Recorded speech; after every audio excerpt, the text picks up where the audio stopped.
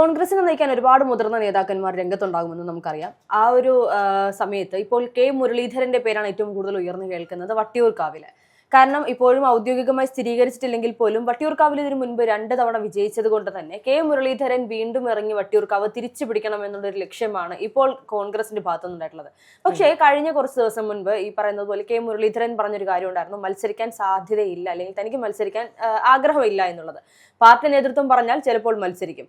അങ്ങനെയാണെങ്കിൽ വട്ടിയൂർക്കാവിൽ 2011-ലും 2016-ലും അദ്ദേഹം വിജയിച്ചു വന്നിരുന്നു. പിന്നീട് ഇവരുടെ കൈവിട്ടുപോയ വട്ടിയൂർക്കാവ് 2026-ൽ തിരിച്ചുപിടിക്കാനുള്ള സാധ്യതയുണ്ടോ? ഇപ്പോൾ കെ മുരളീധരൻ മത്സരിക്കണമെന്ന ആവശ്യം പാർട്ടിയിൽ തന്നെ ശക്തമാവുന്നുണ്ട്. അതിൽ പ്രധാനപ്പെട്ട കാരണമായി പാർട്ടി പ്രവർത്തകർ തന്നെ പറയുന്നത്, എല്ലാ കാലത്തും കെ മുരളീധരന്റെ ആവശ്യത്തിനനുസരിച്ചുള്ള മണ്ഡലങ്ങൾ അദ്ദേഹത്തിന് കൊടുത്തിട്ടില്ല എന്നുള്ളതാണ്. അദ്ദേഹത്തെ പാർട്ടി ഒരു മണ്ഡലം നിശ്ചയിക്കുന്നു, അങ്ങോട്ടേക്ക് അദ്ദേഹത്തെ അയക്കുന്നു. അപ്പോൾ വിജയ സാധ്യതയുള്ള അല്ലെങ്കിൽ കെ മുരളീധരൻ ആവശ്യപ്പെടുന്ന മണ്ഡലങ്ങൾ അദ്ദേഹത്തിന് കൊടുക്കുന്നില്ല എന്നൊരു ആക്ഷേപം പാർട്ടിക്കുള്ളിൽ തന്നെയുണ്ട്. വട്ടിയൂർക്കാവിനെ സംബന്ധിച്ച് നോക്കുകയാണെങ്കിൽ 2011-ലും 2016-ലും കെ മുരളീധരൻ വിജയിച്ച സ്ഥലമാണ്. അപ്പോൾ ഇപ്പോഴും കോൺഗ്രസിന് ശക്തമായി വേരോട്ടമുള്ള സ്ഥലമാണ്. ഇപ്പോഴത്തെ ഒരു സാഹചര്യം നോക്കുകയാണെങ്കിൽ തദ്ദേശ തെരഞ്ഞെടുപ്പുമായി ബന്ധപ്പെട്ട് ആലോചിച്ചാൽ പോലും ഈ പറഞ്ഞ കോൺഗ്രസിന് ശക്തമായ വേരോട്ടമുള്ള ഒരു സ്ഥലമാണ് വട്ടിയൂർക്കാവ്. അപ്പോൾ വിജയ സാധ്യത കൂടുതലാണ്. അവിടെ തന്നെ കെ മുരളീധരൻ മത്സരിക്കുന്നതോടുകൂടി ഈ വിജയ സാധ്യത കൂടുകയാണ് ചെയ്യുക. അപ്പോൾ വട്ടിയൂർക്കാവിൽ അദ്ദേഹത്തെ സ്ഥാനാർത്ഥിയാക്കാനുള്ള സാധ്യത ഈ പറയുന്നത് പോലെ കൂടുതലാണ്. അപ്പോൾ എല്ലാ കാലത്തും നമുക്ക് പരിശോധിക്കുകയാണെങ്കിൽ മനസ്സിലാവും, കെ മുരളീധരൻ വ്യക്തമായി നിലപാടുകൾ പറയുന്ന ആളാണ്. ഇപ്പോ പ്രതിപക്ഷ നേതാവ് എന്ന ബാനറിൽ ഇരുന്നു കൊണ്ടോ അല്ലെങ്കിൽ KPCC അധ്യക്ഷനായി ഇരുന്നുകൊണ്ടോ ഒന്നുമല്ല, ഒരു പാർട്ടി പ്രവർത്തനം എന്ന നിലയിൽ എല്ലാ കാലത്തും നിലപാടുകൾ അറിയിച്ചിട്ടുണ്ട്. ഇപ്പോൾ സഹോദരി BJP-യിലേക്ക് പോയപ്പോഴാണെങ്കിൽ പോലും അല്ലാത്ത എല്ലാ കാലത്തും നിലപാടുകൾ അറിയിച്ചിട്ടുണ്ട്. ഈ പുതുയുഗ യാത്രയിൽ പോലും ഉണ്ടായ ഉന്തും തള്ളും, ഇപ്പോൾ കോൺഗ്രസ്സുകാരും കോൺഗ്രസ് അനുഭാവികളും അതിനെ സ്നേഹത്തള്ളൽ എന്നൊക്കെ പറയുന്നുണ്ടെങ്കിലും അതിനെതിരെ അദ്ദേഹം ശക്തമായി വിമർശനം ഉന്നയിച്ചിട്ടുണ്ട്. അപ്പോൾ ഈ നിലപാടുകളെല്ലാം ഇഷ്ടപ്പെടുന്ന കുറെ പാർട്ടി പ്രവർത്തകരുണ്ട്.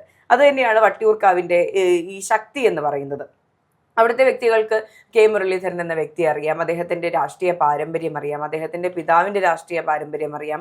ഇതെല്ലാം കൊണ്ട് തന്നെ ഇതെല്ലാം വോട്ടുകളായി മാറുമെന്നുള്ള ശക്തമായ വിശ്വാസമുണ്ട്. പാർട്ടിയോട് വിധേയപ്പെട്ട് നിന്ന ഒരു പാർട്ടി പ്രവർത്തകൻ എന്ന നിലയിൽ, ഒരു മുതിർന്ന നേതാവ് എന്ന നിലയിൽ അദ്ദേഹം അത് ഡിസേർവ് ചെയ്യുന്നുണ്ട് എന്നുള്ളതാണ് എനിക്ക് തോന്നുന്നത്.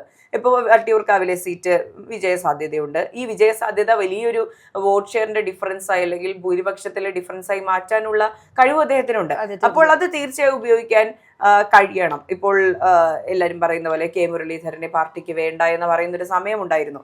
കെ മുരളീധരൻ പറയുന്ന സ്ഥാനങ്ങളൊന്നും കൊടുക്കുന്നില്ല, പറയുന്ന കാര്യങ്ങൾ വകവയ്ക്കാത്ത ഒരു സ്ഥാനത്ത് നിന്ന് ഇപ്പോൾ അദ്ദേഹം ആഗ്രഹിക്കുന്ന മണ്ഡലം കൊടുക്കുന്ന തലത്തിലേക്ക് കോൺഗ്രസ് എത്തുകയാണെങ്കിൽ വട്ടിയൂർക്കാവ് പറഞ്ഞതുപോലെ ഉറപ്പായും കോൺഗ്രസിന്റെ സീറ്റായി ഉറപ്പിക്കാൻ സാധിക്കുന്നുള്ളൂ. അതെ, തീർച്ചയായിട്ടും. അതേസമയം തന്നെ നമുക്കറിയാം വട്ടിയൂർക്കാവിൽ ഇപ്പോൾ VK പ്രശാന്തിന് കൃത്യമായ ഒരു ബേസ് ഉണ്ട് എന്നുള്ളത് യാഥാർത്ഥ്യമാണ്. നമ്മൾ കണ്ടിരുന്നു, ജനകീയനായ MLA ആയിട്ടാണ് അദ്ദേഹം ഇപ്പോൾ തുടർന്നുകൊണ്ടിരിക്കുന്നത്. ഈ ഒരു തദ്ദേശ തെരഞ്ഞെടുപ്പിന് ശേഷം ശ്രീലേഖയുമായുള്ള ഒരു ചെറിയൊരു പിണക്കം അല്ലെങ്കിൽ ആ ഒരു ചെറിയൊരടി മാത്രമാണ് അദ്ദേഹത്തിന്റെ നെഗറ്റീവായിട്ട് ആ ഒരു മണ്ഡലത്തിലുള്ളൂ.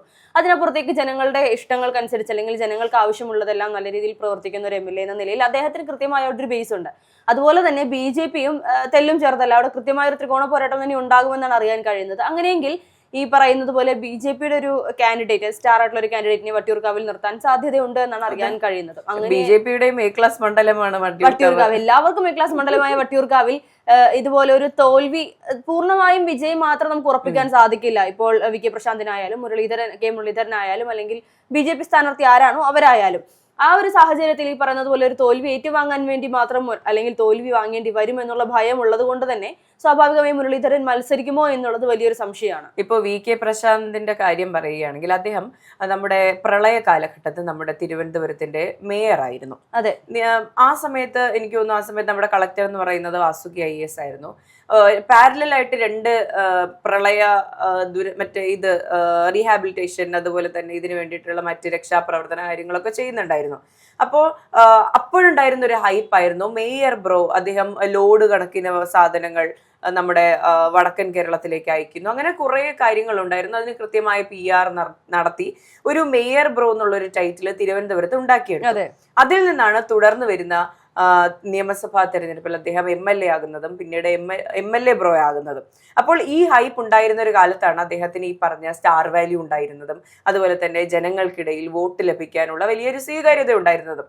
പക്ഷെ ഇപ്പോഴത്തെ സാഹചര്യം എടുത്തു നോക്കുകയാണെങ്കിൽ കോർപ്പറേഷനും പോയി, കോർപ്പറേഷന്റെ അവസ്ഥയും ഇതായി. ഇപ്പോ ആർ ശ്രീലേഖയായിട്ടുള്ള പ്രശ്നങ്ങളായി.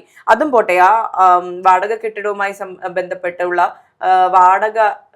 വാടക തുകയുമായി ബന്ധപ്പെട്ട വലിയ വിവാദങ്ങളൊക്കെ ഉണ്ടായിരുന്നു. അതിനൊന്നും ഒരു മറുപടിയും പറയാതെയാണ് അദ്ദേഹം എന്നാൽ ഞാൻ മാറിത്തരാം എന്നുള്ള രീതിയിൽ അദ്ദേഹം മാറിക്കൊടുക്കുന്ന ഒരു അവസ്ഥയിലേക്കൊക്കെ എത്തിയത്. അപ്പോൾ ഈ കാര്യങ്ങളെല്ലാം ജനങ്ങളുടെ മനസ്സിലുണ്ട്. തിരുവനന്തപുരത്തും അതുപോലെ തന്നെ പ്രത്യേകിച്ച് വട്ടിയൂർക്കാവിലും ഈ പറഞ്ഞ CPM-ന്റെ ഒരു ഇമ്പാക്ട് കുറഞ്ഞിട്ടുണ്ട്, തീർച്ചയായും കുറഞ്ഞിട്ടുണ്ട്. അവിടെയാണ് ഈ പറഞ്ഞ ഹർഷ പറഞ്ഞ പോലെ ഒരു BJP-ക്ക് നല്ലൊരു കാൻഡിഡേറ്റിനെ കൊണ്ട് നിർത്താൻ കഴിയുകയാണെങ്കിൽ അവിടെ നല്ലൊരു പോരാട്ടം നടക്കും. പക്ഷെ CPM 3-ാം സ്ഥാനത്തേക്ക് തള്ളപ്പെടുന്ന ഒരു സാഹചര്യത്തിലേക്കായിരിക്കും പോകുക. അപ്പോൾ BJP-ക്ക് മുന്നേറാനുള്ള ഒരു സാധ്യത CPM-ആയിട്ട് വഴിയൊരുക്കി കൊടുത്തിട്ടുമുണ്ട്. അപ്പോൾ ഈ പറയുന്ന പോലെ മുരളീധരന്റെ സാധ്യത അവിടെ വളരെ കൂടുതലാണ്. ഇപ്പോൾ ഈ പറയുന്ന പോലെ രാഷ്ട്രീയമാണ്, കേരളത്തിലെ രാഷ്ട്രീയമാണ്, എന്ത് വേണമെങ്കിലും മാറ്റങ്ങൾ വരാം. തിരുവനന്തപുരത്തെ BJP സ്ഥാനാർത്ഥി വരുന്നത് പോലെ ആയിരിക്കും ഇനി വരുന്ന മാറ്റങ്ങൾ ഉണ്ടാവുക. അതുപോലെ തന്നെ ഈ VK പ്രശാന്ത് തന്നെ തുടർന്ന് മത്സരിക്കുമെന്ന കാര്യത്തിൽ സ്ഥിരീകരണം ഉണ്ടായിട്ടില്ല. കാരണം ഈ പറഞ്ഞ പ്രമുഖ നേതാക്കളുടെ എല്ലാം ഇമേജ് മാറിയിട്ടുള്ളത് കൊണ്ട് തന്നെ ഒരു പുതുമുഖത്തെ അല്ലെങ്കിൽ മറ്റൊരു സ്ഥാനാർത്ഥിയെ നിർത്താനുള്ള സാധ്യതയുണ്ട്. അല്ല, CPM-ന് ഇപ്പോൾ നിലവിലുള്ള സാഹചര്യത്തിൽ സിറ്റിംഗ് MLA-മാരെ തന്നെ മത്സരിപ്പിക്കണം എന്നുള്ളൊരു പദ്ധതിയിലേക്ക് എത്തിയിട്ടുണ്ടെന്നാണ് അറിയാൻ കഴിയുന്നത്. അതുപോലെ തന്നെ BJP-യിൽ നിന്നും ആർ ശ്രീലേഖയുടെ പേര് വട്ടിയൂർക്കാവിൽ കേൾക്കുന്നുണ്ട്. എനിക്കൊന്നു ആർ ശ്രീലേഖ കൂടി അവിടെ രംഗത്തിറങ്ങുകയാണെങ്കിൽ തീർച്ചയായും മുരളീധരന് വിജയം നമുക്ക് ഉറപ്പിക്കാൻ സാധിക്കും എന്നുള്ളതാണ്. കാരണം VK പ്രശാന്ത് ആർ ശ്രീലേഖയും അവിടെ പ്രത്യേകിച്ച് പരിചയത്തിന്റെ ആവശ്യമില്ല. ഒരു ഈ പറയുന്നത് പോലെ ഒരു വഴക്കിലൂടെ അല്ലെങ്കിൽ ഒരു തല്ലിലൂടെ ഒരു അടിയിലൂടെയൊക്കെ ജനങ്ങളുടെ മനസ്സിൽ കയറി കൂട്ടിയിട്ടുള്ള രണ്ടുപേരായതുകൊണ്ട് അവർക്കിപ്പോൾ നേരത്തെ ഉണ്ടായിരുന്ന ആ ഒരു സ്ഥാനത്തിൽ നിന്നും ചെറിയൊരു ഇടിവ് വന്നിട്ടുണ്ട്. പ്രത്യേകിച്ച് ആർ ശ്രീലേഖയുടെ കാര്യത്തിൽ അവര് ഇപ്പോ ഈ പറയുന്ന BJP-ക്ക് പറ്റിയ ഒരു തെറ്റാണ് എന്ന് വരെ പറഞ്ഞു പോകുന്ന ഒരു സാഹചര്യത്തിലേക്ക് കാര്യങ്ങൾ കൊണ്ടെത്തിച്ചിരിക്കുന്നതുകൊണ്ട് നിയമസഭയിൽ ഒരുപക്ഷെ മത്സരിക്കാതിരിക്കാനും സാധ്യതയുണ്ട്. മത്സരിക്കുകയാണെങ്കിൽ ഈ പറയുന്ന മുരളീധരന് കൃത്യമായി അവിടെ വോട്ട് പിടിക്കാനുള്ള സാധ്യതയുണ്ടാവും. അതുകൊണ്ട് തന്നെ BJP-യുടെ ഭാഗത്ത് നിന്നുള്ളൊരു സ്ഥാനാർത്ഥി നിർണയം അത്രത്തോളം ശ്രദ്ധയോടുകൂടി തന്നെയായിരിക്കും. ഈ CPM-ന് പക്ഷെ പുതിയ ഒരാളെ നിർത്താൻ കുറച്ച് ബുദ്ധിമുട്ടായിരിക്കും. കാരണം നിലവിലുള്ള മുഖപരിചയമുള്ള ആളുകളെ പോലും നിർത്തിയാൽ വിജയം ഉറപ്പിക്കാൻ സാധിക്കാത്ത സാഹചര്യത്തിൽ പുതുമുഖങ്ങളെ വെച്ച് പരീക്ഷിക്കാൻ ഒരു തയ്യാറെടുപ്പിലേക്ക് പോവില്ല എന്നാണ് തോന്നുന്നത്. ശരിക്കും നമ്മൾ വെറുതെ രാഷ്ട്രീയം പുറത്തുനിന്ന്, കേരളത്തിലെ രാഷ്ട്രീയം പുറത്തുനിന്ന് നോക്കിയാൽ പോലും CPM-ൽ ആള് കുറവാണെന്നൊരു തോന്നൽ നമുക്ക് ഉണ്ടാകുന്നില്ല. അതെ, തീർച്ചയായിട്ടും ഉണ്ടാകുന്നുണ്ട്. ഇപ്പൊ കോൺഗ്രസിന്റെ കാര്യം എടുത്ത് പറയുകയാണെങ്കിൽ ഓരോ മണ്ഡലത്തിലും നിർത്താൻ ഓരോ ആൾക്കാരെ നമുക്ക് ചർച്ച ചെയ്യാനെങ്കിലും ഉണ്ട്. ഇതൊന്നും സ്ഥിരീകരണമായിട്ടില്ലെങ്കിൽ പോലും ഇന്ന മണ്ഡലത്തിൽ ഇന്ന ആളായിരിക്കും നമുക്ക് ചർച്ച ചെയ്യാൻ കഴിയുന്നുണ്ട്, നമുക്ക് അതിനെപ്പറ്റി സംസാരിക്കാൻ കഴിയുന്നുണ്ട്. പക്ഷേ CPM-ന്റെ കാര്യം എടുത്ത് നോക്കുകയാണെങ്കിൽ അവിടെ ആരും മത്സരിക്കും, അത് കഴിഞ്ഞാൽ വേറെ ആരും മത്സരിക്കും എന്നുള്ളൊരു ചോദ്യം വരുന്നുണ്ട്. എന്തിന് മുഖ്യമന്ത്രി സ്ഥാനാർത്ഥി പോലും ആരായിരിക്കും എന്നുള്ള സംശയം നമുക്കുണ്ട്. അപ്പോൾ ഒരാളെ മാറ്റി അവിടെ ഒരാളെ റീപ്ലേസ് ചെയ്യാനുള്ള ആൾബലം പോലും ഇല്ലാതെ CPM പോയി കഴിഞ്ഞു. അധപതനം എന്ന് തന്നെ പറയേണ്ടി വരും. അപ്പോ ഈ പറയുന്ന പോലെ രാഷ്ട്രീയ നിരീക്ഷകർ പറയുന്ന പോലെ പിണറായി എന്ന വലിയ ഫേസിനെ മാറ്റി നിർത്തി നിങ്ങൾ രാഷ്ട്രീയത്തെ നേരിട്ട് നോക്കൂ, അല്ലെങ്കിൽ CPM എന്ന പാർട്ടിയുടെ ശ്രമിച്ചു നോക്കൂ. CPM-ന്റെ പാർട്ടിയുടെ നയങ്ങൾ ഉയർത്തിക്കൊണ്ട് നിങ്ങൾ ഈ പറഞ്ഞ തെരഞ്ഞെടുപ്പിനെ നേരിട്ട് നോക്കൂ എന്ന് പറഞ്ഞാലും പിണറായി തന്നെയാണ് മുഖമെന്ന് പറയുന്നിടത്താണ് CPM-ന്റെ പതനം തുടങ്ങുന്നത്. അങ്ങനെ ഒരു മാറ്റം അവർ ഉദ്ദേശിക്കുകയാണെങ്കിൽ ചിലപ്പോൾ കിട്ടാവുന്ന തിരിച്ചടി ചിലപ്പോൾ കുറഞ്ഞേക്കാൻ സാധ്യതയുണ്ട്. നാണം കെട്ട തോൽവിയിലേക്ക് പോവില്ല. ഈ പറയുന്ന അതുകൊണ്ട് തന്നെയാണ് ധർമ്മടത്ത് പിണറായി വിജയൻ മത്സരിക്കുമോ എന്നൊരു സംശയം പോലും ഇപ്പോൾ ഉയർന്നു വരുന്നത്. കാരണം മുഖ്യമന്ത്രി പദവിയിൽ ഇരിക്കുന്ന ഒരു വ്യക്തി തൊട്ടടുത്ത തെരഞ്ഞെടുപ്പിൽ തോൽവി ഏറ്റുവാങ്ങേണ്ടി വരുമ്പോൾ ഉണ്ടാകുന്ന ഒരു സാഹചര്യം വളരെ മോശമായിരിക്കും CPM-നെ സംബന്ധിച്ച്.